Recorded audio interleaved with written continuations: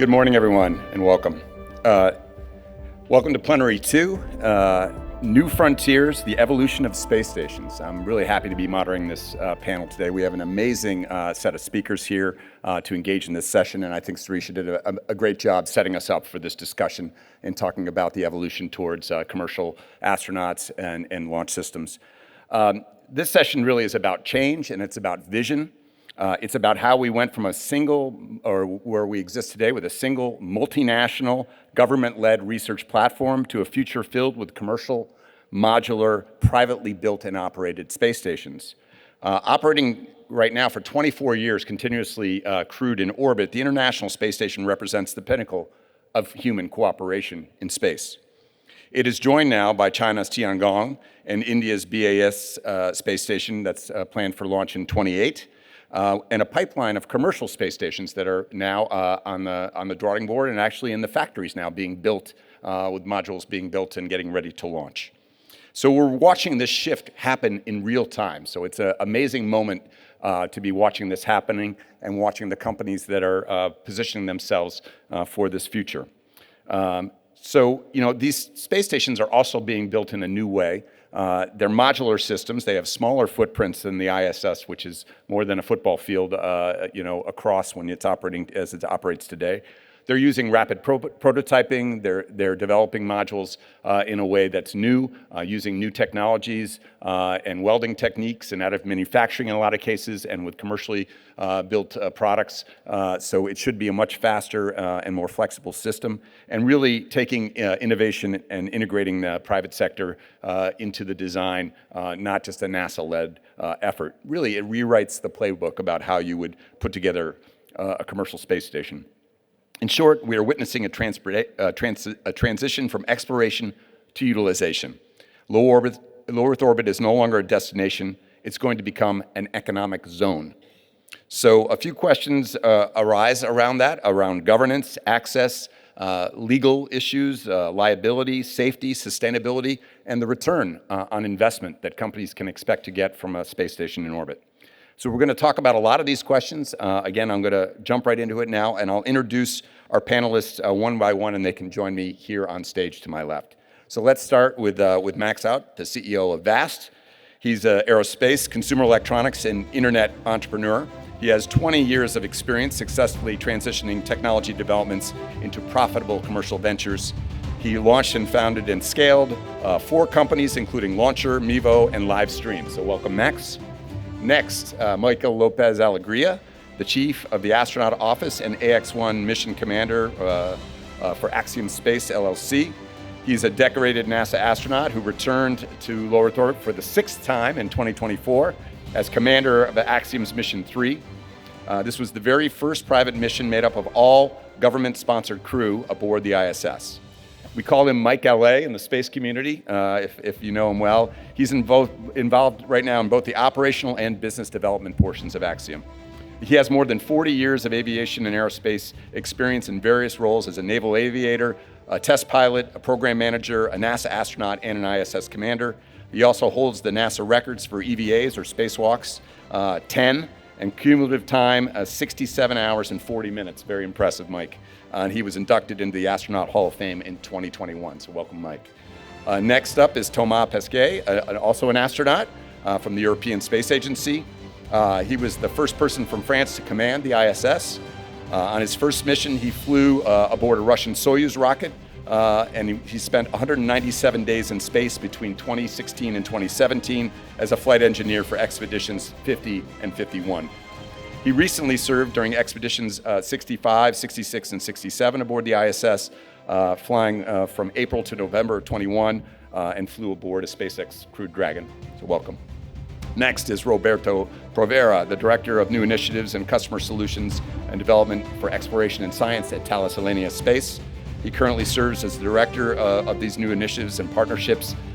He has a background in program and portfolio management, business development, and engineering. Significant roles in projects relevant to space exploration, the ISS, and atmospheric reentry vehicles. And he is a member of the Board of Directors for Alltech. Welcome, Roberto.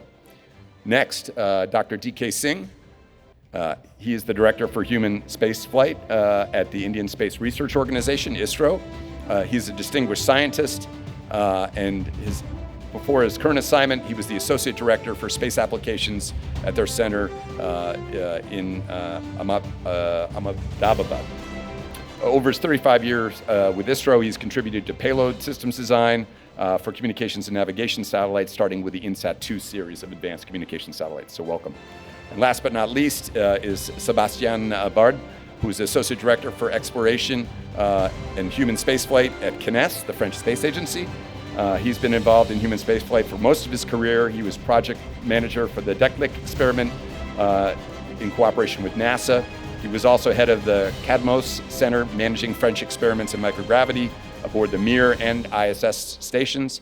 And early in his career, he was appointed CNES's Associate Director for Exploration and Human Spaceflight. So welcome, gentlemen. I'm going to sit down and we'll start this session. So let's jump right into it. Mike L.A., I'm going to start with you. How would you define the current mission of a space station? Thanks, Clay. First of all, great to be here. Nice to see the smiling faces this morning, and I'm pleased to be up here with this esteemed panel. I would say that the mission above all is to continue human presence in low Earth orbit. Now that's sort of the headline, and the subtitles might be obviously conduct world-class research. There's a lot of communication that goes on between the crew members and their respective nations, I think, which continues to be a source of inspiration for people around the world. And then, of course, sort of in parentheses is this rubric of international cooperation. I mean, when we launched the ISS, everybody was thinking that its contribution to humanity would be the science that it brought down. But in fact, you could argue that as the US and the Russians are sort of getting along in space, it is the only place where they're getting along. And I think this is a remarkable achievement that maybe was a little bit of a sleeper, but is now definitely true. Thomas, any reflections? Do you agree with Mike? No, I can definitely agree with Mike, with what Mike just said. And I think I remember some people actually suggested the ISS as a candidate for the Nobel Peace Prize back in the day, which it didn't go through because it has to go to a person.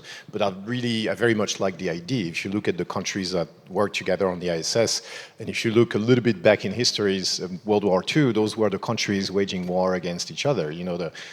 Europe, you've got Italy, France, Germany, you've got Japan, you've got Russia, you've got the US. So having those people get along visibly and work together is a big achievement of the ISS. I'd say, if coming back to the question, what's the function, what's the mission of the space station? I think the very basic first step is to provide a living environment, right, for the people. If I take very basically your question, which, research is important, all the rest is important, but first step is actually host the people, give them a living environment, and that's not an easy thing to do. And I remember my first mission on the Soyuz, and I'm sure Mike can relate to this. It felt very fragile until you got to the ISS. It's a very small, tiny ship, very high for 54 hours, the first mission. And then until you get to the station is a big ship, right? It would take a lot to make the station fall from the sky. So you felt much safer, and then you could really start to perform your mission. Wow, that's an interesting reflection. Dr. Singh, how does ISRO think about the role of or the mission of a space station? How do you think? Yeah, thank you for the question. ISRO believes that the space station is going to be a laboratory for research, advanced research in the various domains. And our vision is to provide Indian as well as global researchers to access to the lab at a reasonable price, and the cutting-edge research which can happen there, especially in the domain of life science and pharmaceuticals, it can be a lifesaver. So there can be a very good outcomes which can serve humanities for a long time. And for ISS, I also feel one more mission, whatever he said, beyond that, it is a test bed for your springboard for Moon and Mars. That also you have to test so many technologies which you can't afford to test far away from the Earth. So that also has been one objective of this mission. So humanity in space, research laboratory, testbed for future exploration. I think if I can summarize that. Max, let me turn to you with the next questions, which is you guys are a little bit late to the commercial LEO destinations program missions. How do you think about building a commercial space station to serve these purposes? Yeah, so as the CEO at VAST, we are one of the hopeful candidates to have the honor to replace the International Space Station.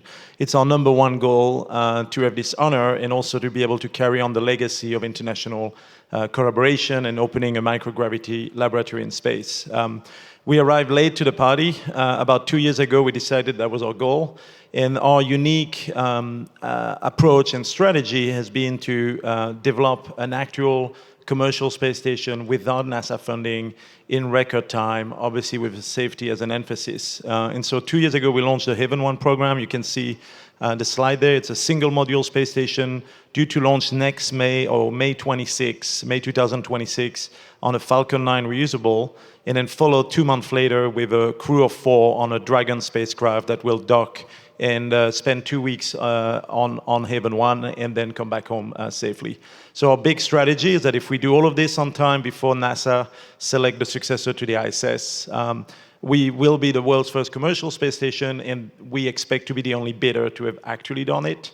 I represent a team of about 850 engineers and specialists. This is the primary structure, the qualification article from Haven 1, which we built in 6 months and successfully passed the proof, pressure test, and leak test, including the hatch and the window. And Haven 1 is due to be completed, fully integrated by the end of the year. So we're working super fast. Fast timeline. I'll let Mike respond to that in a little bit. But Roberto, let me turn to you. Tell us, you guys have built some amazing pressurized modules and systems over the many, many years, right? What's flying now and the cargo systems. Can you talk a little bit about your guys' heritage, about how you think about building modules to keep astronauts safe in orbit? Well, first of all, thanks for the invitation to this amazing panel. Yes, we are, I think, well known for developing pressurized elements for starting from the space station. Now it's a moment in which we also have to change our way to make business, because we see that we are in a transition from the government-owned station like ISS, and we are contractor for ESA to ESA for that, and to ASI. Now we have to relate with commercial companies. We are working to supply structures to Axiom, for instance, and the challenge now is to become from I would say change from a supplier to a business operator. That's what we have to do in Europe as well. It's a challenge, but that is what we're aiming at. Thank you. Sebastian, we're talking about going from this shared platform, which has been up for 24 years now in operation, built on a premise of bartering between nations. It was no exchange of funds basis, as we like to say in the US, right? Where there was space agencies, ESA, NASA, JAXA, Roscosmos bartering. How do you deal with the commercial space station? How does Kinéis think about how do you take advantage or utilize one of these platforms when it's really not been the model forever, really, for space agencies? How would you deal with this? I don't know yet, in fact, because it's brand new. It's a real good question, because as agency, we can spend our money outside of France or Europe, because our money comes from taxpayer, and we need to spend to create activities or jobs in France or in Europe. So it's difficult to us to work directly, to have a direct contract with non-European organization. So we have to find a way, because if we want to send our astronauts into space, we have no choice, because we are not ready in Europe for the time being to send our astronauts by ourselves. So we have to perhaps to set up barter with this company by providing something, modules, I don't know, rack, food, what is interesting for them, or perhaps to encourage the creation of a joint venture, for example, between a company handling human spaceflight and European company. By this way, it will be easier for us to pay directly for the services. And we have to just to check that the same amount of money is spent in the European part of this company. This is example, but not yet the real answer. So for the audience, I mean, we've had a more or less a revolution in space procurement, I should say, at NASA over the past decade with the COTS and CRS program, CRS 1, 2, and into the Commercial Crew program, where it really went from NASA being the one that owned it to now providing this capability through commercial providers and being able to procure space as a service. So this was a fundamental shift. And took a lot in terms of the legal and regulatory and basically the responsibility role. So it was a huge shift to commercial industry. Let me go back to Mike. Mike, commercial space stations. What's the business model? How are you going to make this work? So far, it's been a government-sponsored enterprise, and now we're trying to shift. What's the business model look like for commercial space stations? Well, it's pretty similar, actually. We want, obviously, to have the same users of the International Space Station come over to our space station, but that's not enough, probably, to make it profitable. So, obviously, we want to open the ability to have other countries, other researchers, other individuals use the space station in addition to the, I'll say this, traditional partners. And also, we want to open up the activities they can do. So, the government space station has certain restrictions on what it can do because it's basically using government money. So you can't really do product placement or shoot a movie or things that are purely commercial activities today on the ISS. That is a giant hole that we would like to fill with our other customers, be they movie producers or advertisers, or you can imagine it. Obviously, taking the investigation a bit further, for example, NASA and the other agencies would make an investigation as to how to produce something up until a certain point, but they wouldn't produce it at scale because, that, again, that's a profit incentive, which is not part of the government mandate. But of course, a commercial company would love to do that. So I think the sky's the limit. We like to talk about the platform as being a bit like the internet in the 90s. Nobody had any idea that you could pull a device out of your pocket and buy a car or a train ride or a trip or something like that, which you can do without even thinking about today. So I think the sky is a limit, but there are multiple ways that we can anticipate making a profit in space in the future. Max, do you have any thoughts on the commercial model? Yeah, I mean, the first step is that, without the existing partner of the ISS as customers to, I think I can speak on behalf of all the CLD competitor. We need Europe as customers. We obviously need NASA. We need Japan. We need Canada and all the emerging nations, including the Middle East. And I don't think any of us can close the business model without that to happen. So back to your point about barter and how it was done, we have to work it out. We have to figure out a way to be partners with Europe. I think the barter concept, so long as we are dealing with values that are reasonable, that are commercial, so long as the cash flows are aligned, and so long as we need it, I think we'll be able to do bartering. Clearly, it won't be 100% because transportation, for example, right now it's still SpaceX as the only option we have in the United States.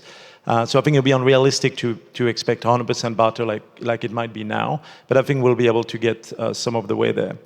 In terms of the commercial model, our view is that we're dealing with about 80% of the revenue from commercial, from government. And maybe there will be 10, 20% from private individuals doing important mission in some of the new market. And so one of the key for any winner is that we should be profitable on the current market. And while we're super excited about pharmaceutical manufacturing, media, all these new things that have been restricted on the ISS, we think it's really important that NASA choose a partner that can be profitable due to low cost on the current market, and then over time we'll unlock these other markets. So government still being the number one revenue source for us to be viable. Let me just be clear on the barter that's being spoken to about here on the panel.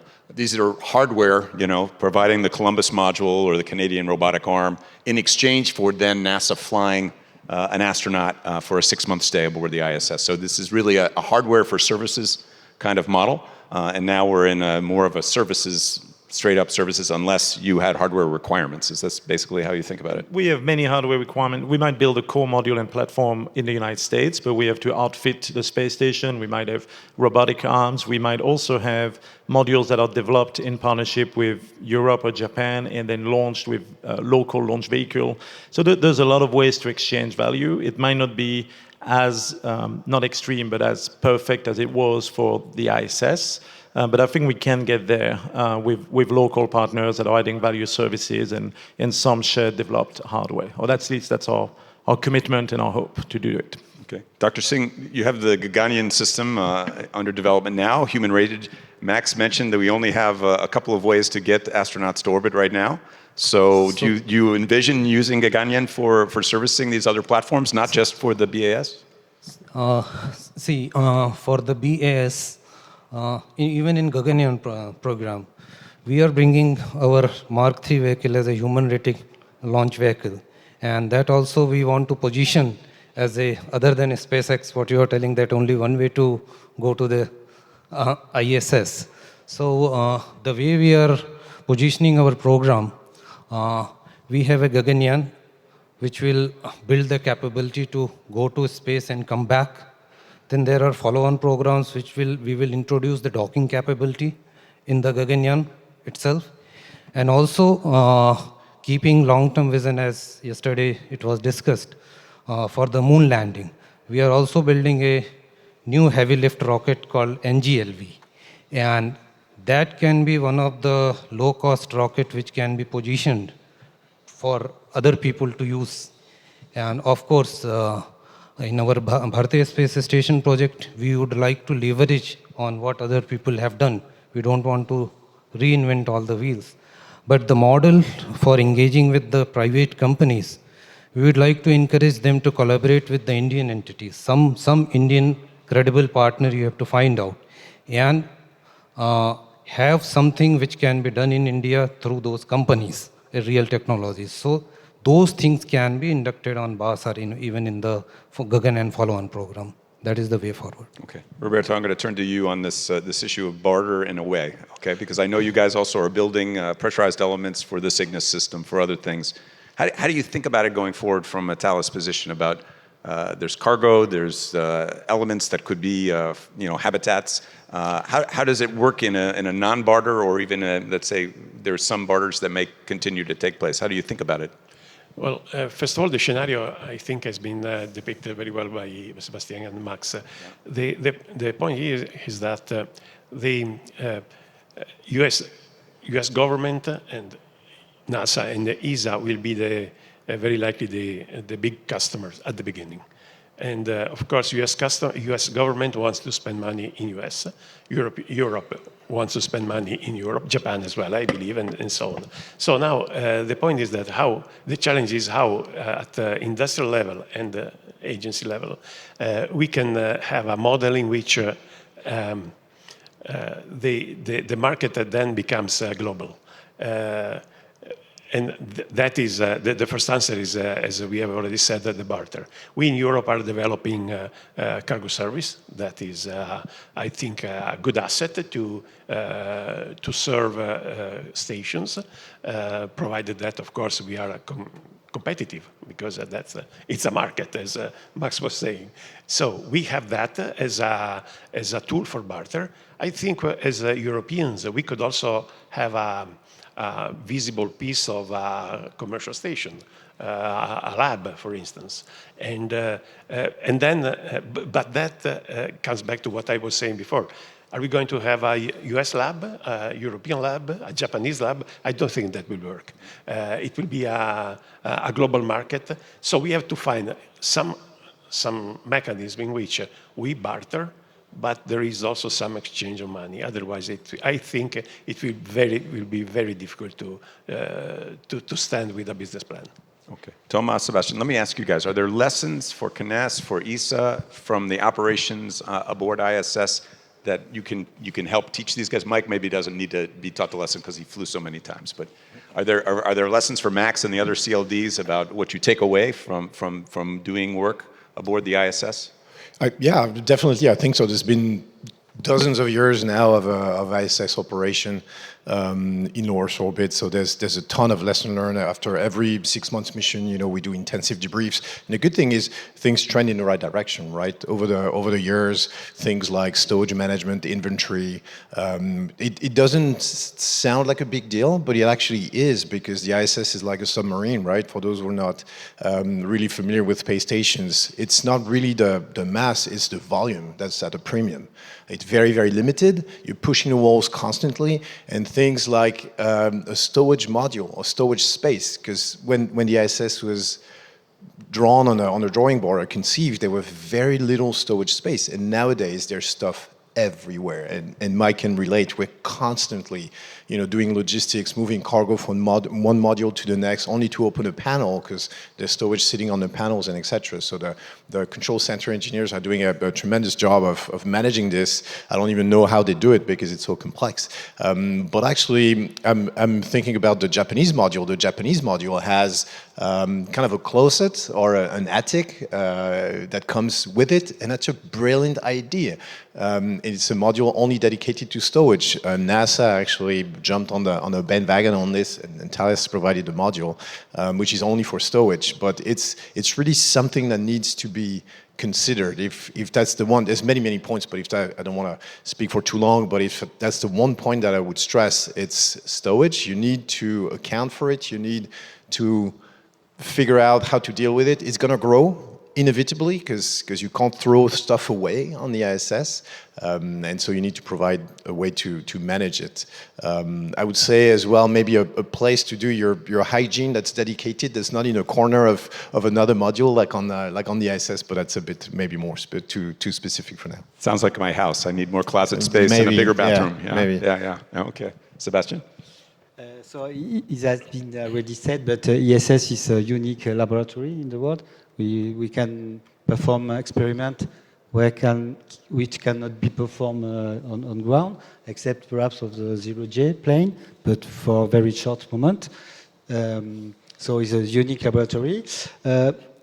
Perhaps if I would like to create a new market, if I was a private company, I think it's difficult to mix some experiment with astronaut on board the station. This is nothing personal, but because of safety rules and so on, it makes the experiment much more complicated. And if you want to have a low cost to make the access to microgravity easier, I think we have to think about a way to share astronaut activities and perhaps some experiment which can be conducted automatically, coming from ground, and for me is a way to simplify the access of microgravity, to create a new market, and so to decrease the cost. Okay. We're talking about ISS, we're talking about BAS, we're talking about commercial space stations. We haven't talked about Tiangong, the Chinese station. How do you guys view Tiangong? Is it a competitor? Is it strategic? I think ESA has said you're not flying to Tiangong. Is that correct? No. We actually, I think back in 2012, we started to talk to our Chinese counterparts. Back in the day, we even went to China, and then we had some exchanges at working level, but there was never the political will on both sides to make it materialize. There was a strong no on the US side at the time, and then we realized that our technology, talking about European technology, was so intertwined with NASA's technology on the ISS, and us cooperating with the Chinese was kind of, in a way, a proxy for the US technology going to China. ITAR issue becomes ITAR became issue, kind of a big deal. And even on the Chinese side, I think politically they were not 100% interested at the time by the cooperation. But it was good. It was good exchange. They're very advanced. They know very well what they're doing. And now I think they're doing really well. And I've been following from a distance what's happening. Tiangong's a big success, and it keeps growing. So today, a competitor, not a direct competitor. I would say an incentive maybe to do good things on our side as well, because they are able to do good things, so we should be too. But not a direct competition. It's going to be interesting, like we were saying a little bit before, to see what happens in the near future. You know, the Chinese space, there won't be one station per country. I don't think it's a likely scenario. There'll be some consolidation, some sharing, and it'll be interesting to see where the ball lies in that respect. Dr. Singh, you mentioned before using the station and then going on to the moon for India. Is this, it's really the motivation? You don't view China as a competitor necessarily?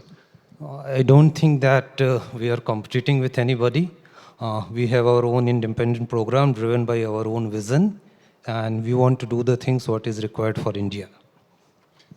Mike, Max, do you guys think about Tiangong or experiments flying there as opposed to your platforms? I think that obviously geopolitics is dictating, how we can collaborate right now, and obviously the Chinese space station is more right now from the US, an adversary or a competitive angle. No, I think it creates a real incentive to make sure we don't have a gap. Right now we've led with the ISS for over 24 years, continuous presence in low Earth orbit, and we have this transition to commercial budget reduction, going to new providers. It's more risk, right? They're not proven yet, whether it's us or others. And so it's really important that there is an alternative, that we don't end up with a gap, and Europe might have second thoughts about what has occurred at the time, because there's no choice. There's no new US platform that we can collaborate on. So I think it's motivation to make sure that we continue the international partnership, and it's motivation to make sure there is absolutely no gap and an overlap between the ISS retirement and the only or the or two maybe commercial space station that will be out there. So, Mike, any thoughts or no? I would echo what Max said pretty much. I think the Chinese station and the Chinese space program is a huge motivator in the U.S. And, we've all sort of said it under our breath, but there is another space race going on. It's been labeled Space Race 2.0 in the U.S. It's ironic that I'm saying this after I mentioned that the ISS is such a beacon of international collaboration, but that's how it's being viewed. And I think that it will spur the U.S. government, at least, to fund programs that they think will keep Western leadership in low Earth orbit and beyond. Okay, I'm going to go ahead. And maybe just one thing is that things change, right? There was one point in time where cooperation between the US and Russia, it was unthinkable. And yet it happened. And now it's becoming difficult again, right? It comes and goes. So today we're thinking, China unthinkable, but who knows what's going to happen in the future? And that's why I like the no gap approach, and that's something that we might want to tackle at some point, which is also interoperability and those standards that are going to make those stations and those vehicles interoperable in the future. That's hugely important, and it should be slept on, because it's going to put us either in a very bad or in a very good position in the future. It's a great point. Roberto, go ahead. I'd like to add one point. I think as Europe, we should look at what India and China are doing in looking at the possibility to have their own systems. US have already cargo, crew, and infrastructures. We in Europe miss of one big piece of this chain, the crew transportation. I think, and this is what India is developing, China has developed, US has, Russia has, and now I think it's also time for Europe to consider this, to go and develop a European own transportation system. A vibrant global marketplace. Yeah. Absolutely. Let's hope there's no tariffs involved. In terms of barter, also, that could also help. Okay. And you make me think, at the beginning of my career, 30 years ago, I was in Moscow helping negotiate a launch agreement with the Russian Space Agency, newly formed Roscosmos, and this idea of bringing the Russians into the ISS, formerly known as Space Station Freedom. This was really the kernel of the idea at the time. So it was something very improbable to me as a child of the Cold War to see that happen, but you're exactly right. We were able to shift and bring them in. And I know a lot of people have said, well, it shows, because it fell apart with the war in Ukraine, but really it lasted for 30 years. I mean, this is something incredible. In human history, 30 years is a long time, and particularly in space, it's a very, very long time. So, yeah, kind of amazing. Yeah.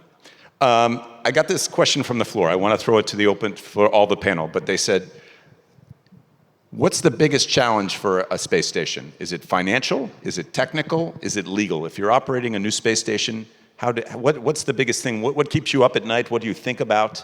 How does that go? Who would like to start? Max, you want to try? I mean, firstly, in our business, safety is number one. I don't think, if any of us as commercial operator have a safety issue, that we'll be in business. And so taking the legacy and the heritage that NASA started, and then we already have a success of transitioning to commercial with the safe Dragon spacecraft, right? Where we went from the space shuttle to Dragon. We've reduced, the United States, reduced materially the cost of a flight to orbit. And we've proven that it can be safe while being low cost. The next big hurdle is being low cost and moving fast. We are not right now innovating, new life support system. We are not doing fundamentally new technologies. We actually are trying to do what the ISS is, with a really advanced life support system over steps, but we're trying to do it much cheaper, right? 10 times, maybe 100 times cheaper eventually. I think that's the biggest challenge, so that we can have similar services or comparable services without the cost to the taxpayer, and while being able to be profitable while these new business models are being unlocked. Now, to do it all, you need an amazing team, and it's all about hiring incredible engineers that can move fast, lower the costs, and build safe systems. And so that has been, without that, you have no shot, basically, right? You can have the best strategy. If you don't have the best engineers, you won't succeed. So these three elements for us is the difficulty, and then we have to prove it on orbit. So that will be the proof in the pudding, basically. Thanks. Sebastian, you got a comment? For us, I would say in Europe, the first question is, and I agree with Roberto, is a question of autonomy, in fact. It's a time for us, because this is the end of the ISS, this is the end of ARIA, kind of make operation, to decide what we want to do in space. We want to be autonomous, but it's cost a lot. And from the time being, we have perhaps other things to have in consideration. So first, it's the main question we have to answer.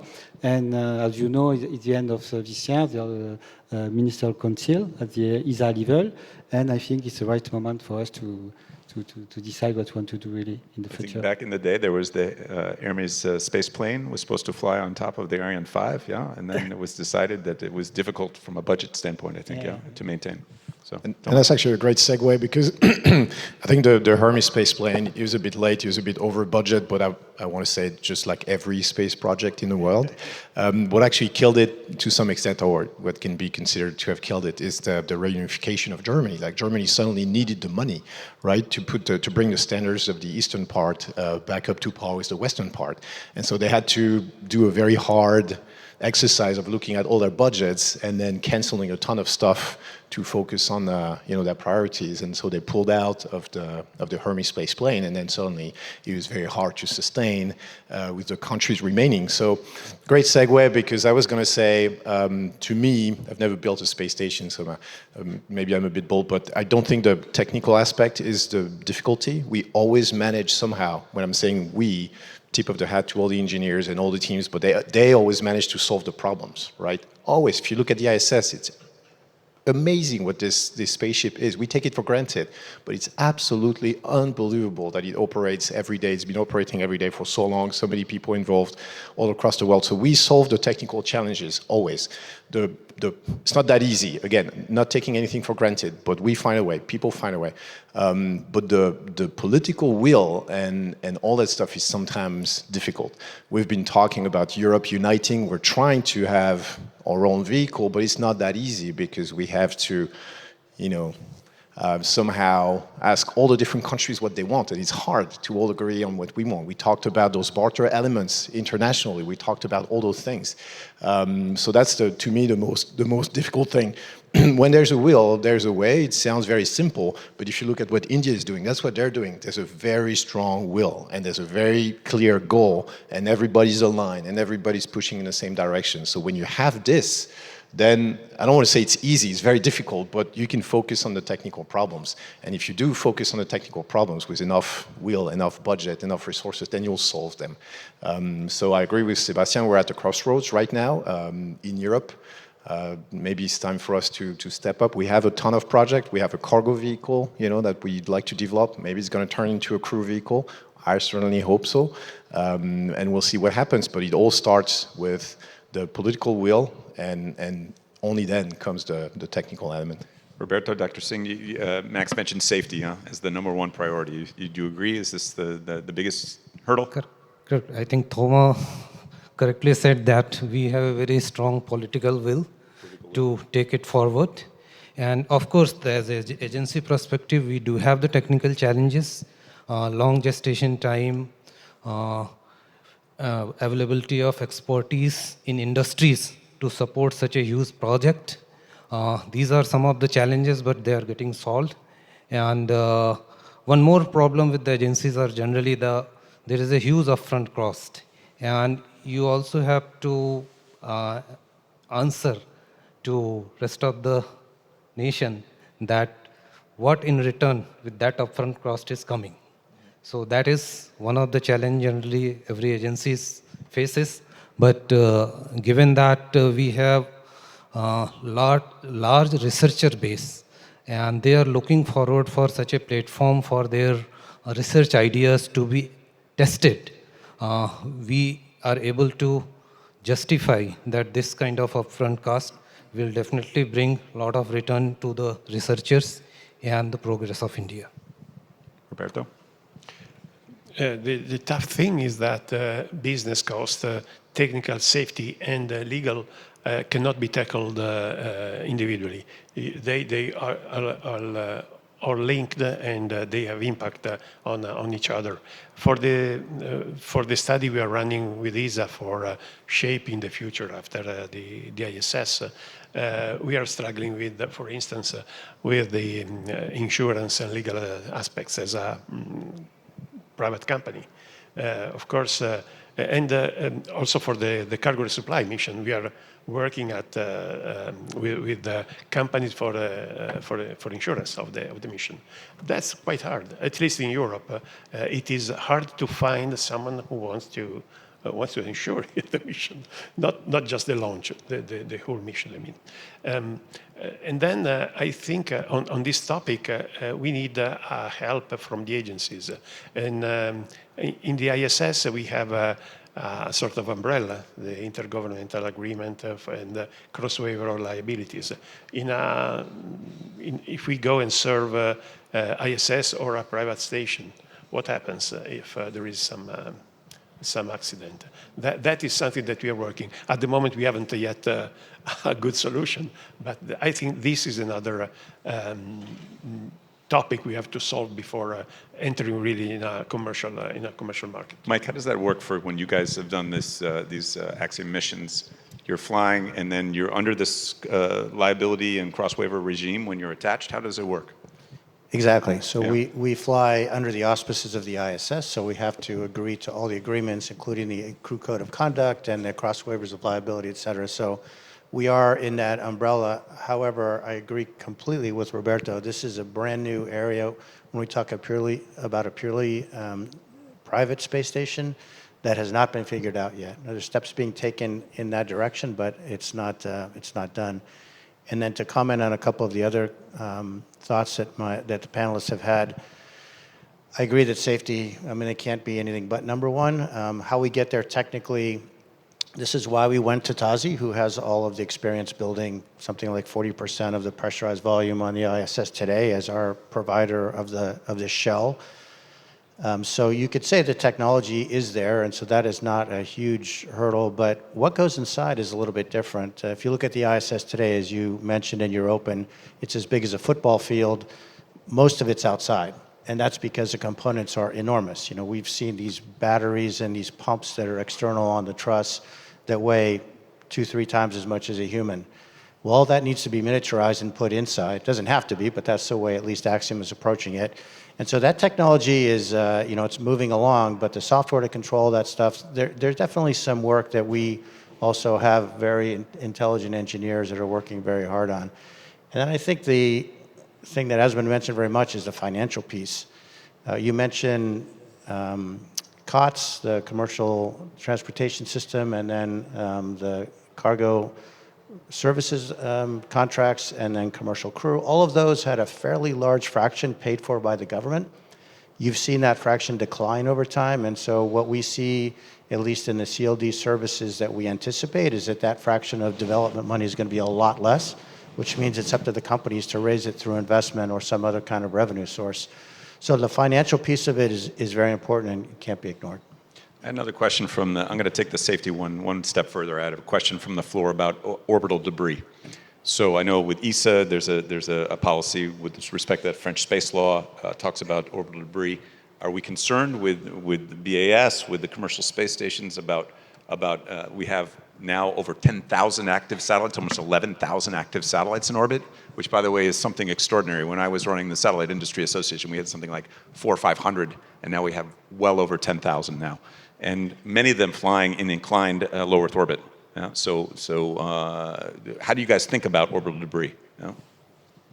Well, you probably know the ISS is shielded against debris penetrations. I think those 10,000 plus satellites are not the biggest concern. It's more the stuff you can't see. And so you've got to decide, the frequency of a particle hitting you is inversely proportional to its size. And so at some point you draw a line, you say, okay, anything below this size, which I can't see and I can't avoid, I have to protect against. So of course, shielding is going to be a part of any space station, whether it's public or private. I'd say, I think, looking at Mike, but the ISS sometimes, does a debris avoidance maneuver, but it's not that often. I think it's a few times in the last 10, 15 years. And on that topic, I'd like to play the devil's advocate a little bit. I'm not saying space debris is not important, but sometimes I think it's been a bit exaggerated. There's a lot of stuff out there, but there's also a lot of room. The best way to deal with it is not to create any more debris. I mean, deorbiting, catching stuff, it's the speed, relative speed of several times a rifle bullet, right? How do you catch one? You're intersecting orbits. It's almost impossible. It's very, very, very, very difficult. So not creating debris does 99% of the job, I would say, and then it's gonna eventually come back down. So that's the first thing we need to tackle. And then sometimes there's misconception out there because they say space pollution, which to me sounds a little bit strange. It's an inert environment with inert pieces in it. We're not polluting a river, throwing engine oil into a nice little clean river. So just putting things back in perspective. I think step number one is not creating too many new debris, and then obviously, like Mike was explaining, how dealing with what's out there. But sometimes I see it a little bit exaggerated out there in the press with that cloud, of debris that's surrounding the Earth. If you look at that picture in a newspaper, like every debris at the scale of the picture is as big as a region, right? Because that's how you show them on the picture, right? Otherwise, they're invisible because they're only 2 centimeters, 1 inch large. Well, except on that picture, they look like they're 400 kilometers large at the scale of the Earth. So that cloud surrounding the Earth that seems like you have to navigate and avoid every time you go to space, it's not really the situation that we're encountering. I'm not trying to minimize the problem. I'm not saying we shouldn't deal with it, but I'm saying there's a lot of misconceptions out there. And we, as an agency, I think we need to be scientifically accurate when we depict that problem. It's like when you're camping, they have this rule, pack it in, pack it out, right? Yeah, if absolutely. you're bringing it, you should leave the campsite a better place. Yeah, don't litter. Yeah, exactly. Okay, Max? I mean, I'm really excited to hear Thomas talk about the misconception of the orbital debris visualization.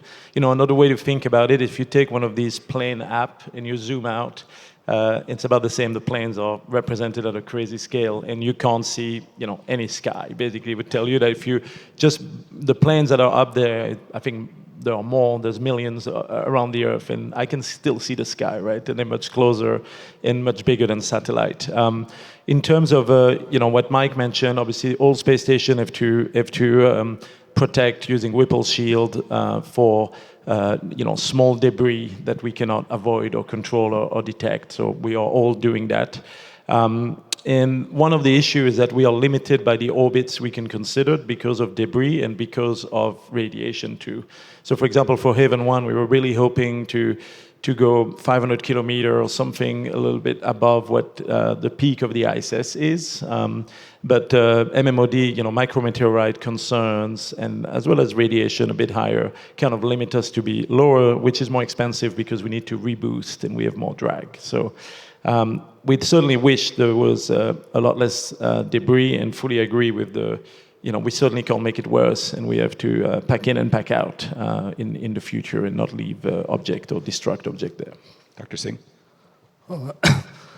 See, for the space station, means our BAS, we do have the same concept of bubble seal. It is protected, though Thomas is telling that it is exaggerated. But given the safety has to be to the highest standard, we cannot take the chance. So you have to reduce the probability of debris collision to very minimal. However, there are designs where you can isolate the module and go to other module if at all such thing happens. Coming to our commitment to no debris. So we are part of IADC, and India is fully committed to follow all the norms which will not lead any space debris out of any of our space mission. And these are all voluntary, yeah? Yes. I don't know if you want to comment from Kness. I know you have No, it in French space law. It's Nothing special, but I think for the orbit, considering for space station orbit, in fact, debris is not a real problem because there are a lot of traffic at this orbit. So, with a chilling station is perhaps enough to prevent accident. But for the other orbit, and especially for GPS or for observation, even if it can be exaggerated in some newspaper, I agree, but we have to manage it because it can be a problem. It's a shared room for everybody, so we have no right to pollute, and we have to take care of the space, even if there are a lot of room. So this is a concern. Okay, I'm going to combine a question I have here with one of my other questions. Roberto, do you have it? So, I think I never said it's not a concern, but I think it's two different things. Pollution on the one hand, which relates to life, right? That's what pollution does. And then crowding the orbits without a legal framework is something different, right? To me, those are two different things in a way. And debris or active satellites also is two different branches of that equation.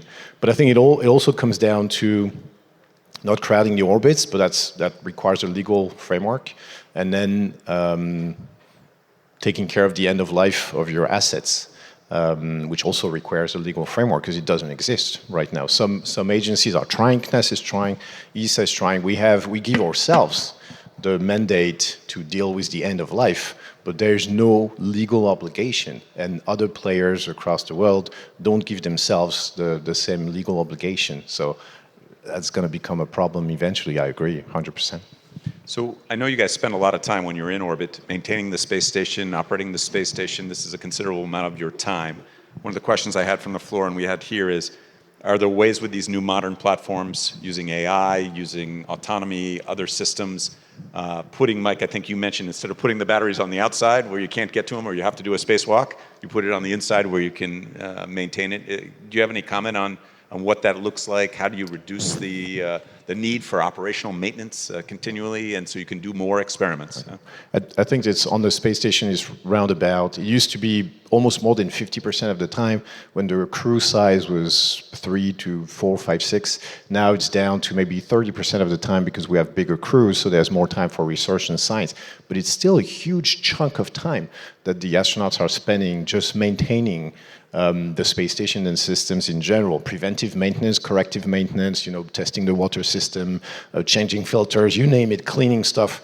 And ideally, if you can minimize that time, then the return gets inversely proportional. So that's a big, big deal.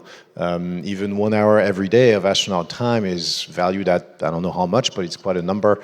And the science returns maybe unlock some new possibilities, etc. So I think all the smart ways that Mike was mentioning, easier access, easier system, more automated systems is something very nice. As for AI, I struggle to envision how that would really help at at scale. We've had Robonaut on the space station. It's not exactly the same, but it was this automated, robot that was supposed to kind of test the concept of taking care of repetitive actions instead of the astronauts and gain some time. It never really worked out, I think it's fair to say.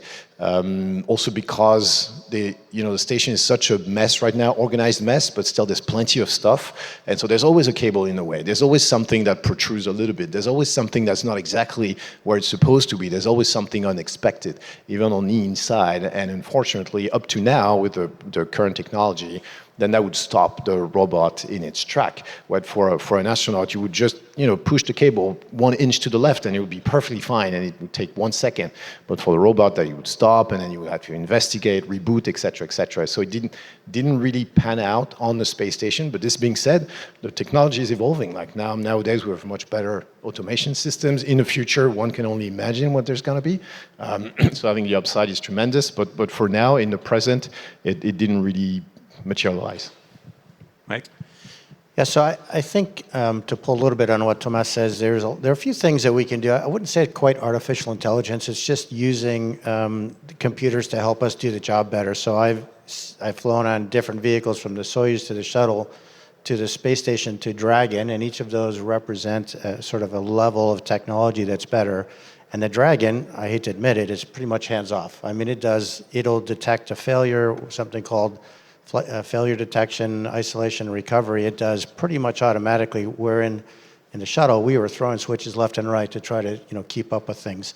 So I think the point is that we need to think about making these stations evolvable to keep pace with these things. So you can't just throw, and the Soyuz has done that to some degree. It launched in '67. It was very primitive, and they put layers of technology over it. But it's a bit like a lot of coats of paint on something. It starts to look pretty lousy after a while. So you've got to make the station evolvable with new software to be able to continuously update it. I think the only reapplication for AI might be on the ground system. So today we have an enormous team maintaining the space station from the ground, the flight controllers.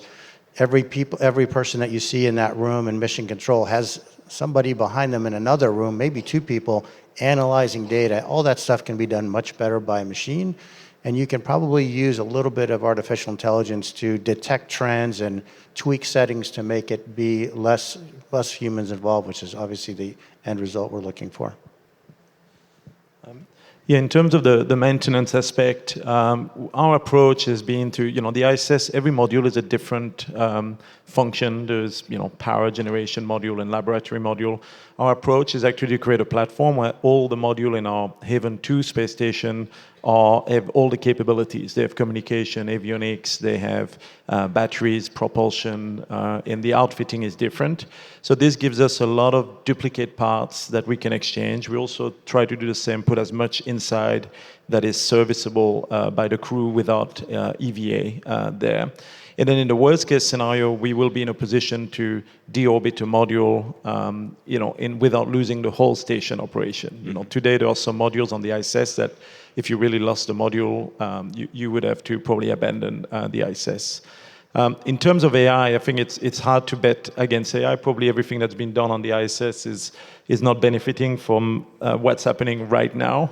And I wouldn't bet against, humanoid robot, general purpose humanoid robot being able to do incredible things sooner than we think. And I think that could change human spaceflight, or that could, make it accelerate. So we'll see what's there and what comes. Also, our engineers today are not yet using AI to design subsystems, to design CMGs, to design primary structure.